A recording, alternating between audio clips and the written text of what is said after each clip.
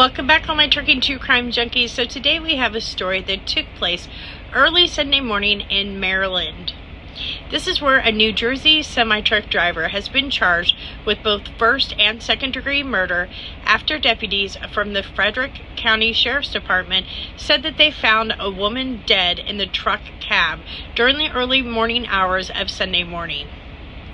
The sheriff's office said that deputies responded to a 911 call of a truck driver who seemed to be under the influence of something, and that the truck driver had broken out a window of his truck that was located at the Costco Distribution Center on Intercoastal Drive in Monrovia, Maryland. This incident took place around 1:30 in the morning on Sunday. On the scene, the deputies saw 46-year-old Matthew Sidney Watley of Sickerville, New Jersey, who was still in the cab of a semi-truck with the engine running. Mr. Watley was at the entrance of the Costco Distribution Center. Police said that the deputies attempted to try to talk to Mr. Watley to get him to come out of his semi-truck and be cooperative. It was at that point that the police determined that Mr. Watley was under the influence of something.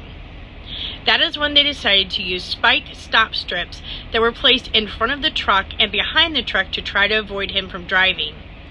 That is when Mr. Watley decided that he would try to drive away in the truck, and he wound up striking the stop strips and wound up taking off slowly.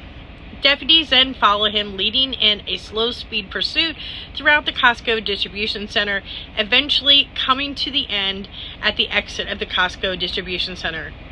Police said that Mr. Watley eventually came to a stop at the exit, but still, Mr. Watley refused to get out of the semi-truck. It was at that point when the police decided they had no choice but to pepper spray Mr. Watley through his open window.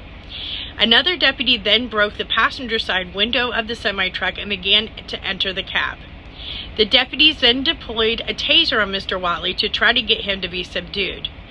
While inside the cab of the truck, the deputies said that they found a woman dead on the floorboard of the semi-truck. Mr. Watley at this point still continued to be confrontational and refused to get out of the semi-truck even though he had been tased and pepper sprayed. Police were thankful for the person who decided to make the 911 call initially. It came in as a welfare check of someone who was very concerned about the truck driver. The police said, "We were very appreciative of the person that called in on the welfare check." If anybody has any further information on this case, you are urged to call the FCSO at 301-600-1046. And if you want to remain anonymous, that is fine. You can also call 301-600-4131. And if I get any more information on this case, I'll be sure to post it here under Trucking True Crime Podcast. As always, be safe, my roadies.